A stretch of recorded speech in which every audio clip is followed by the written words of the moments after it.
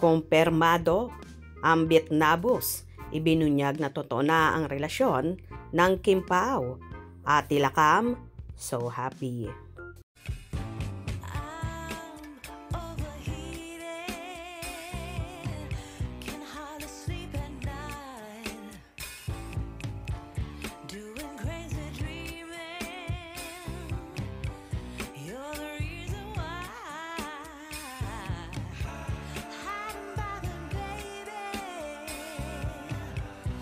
Sa naging vlog nga ng writer na si Ambit Nabus sa kanyang Ambitable channel, nabanggit ng writer, vlogger na totoong may relasyon na ang mga bida sa movie na My Love Will Make You Disappear na sina Kim Chiu at Paolo Avellino, na hindi lang gimmick or promotion or pang pelikula ang nagaganap sa dalawa, na kahit ang nakatatandang kapatid ni Kimi na si Ate Lakam ay so happy sa nagaganap kay Kim, lalong higit sa love life nito, at todo suporta nga ang panganay na kapatid kay Chinita Princess.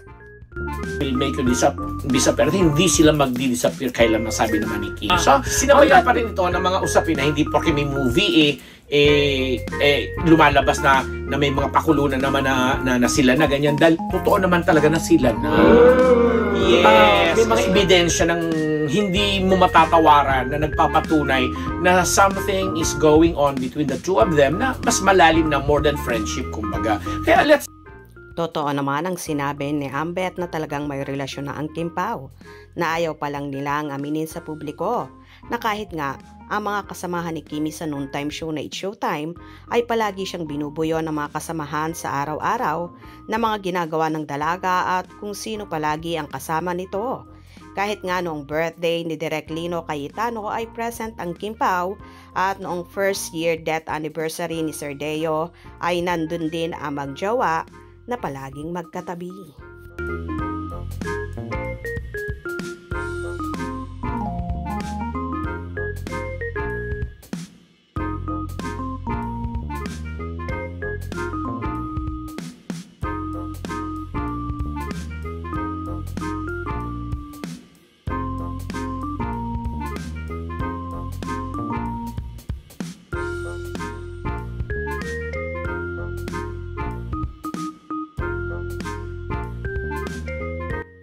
O diba, talagang hindi na nga mapaghiwalay pa ang Kim Pao kahit sa araw-araw na gym routine nila ay palagi silang magkasama at malimit.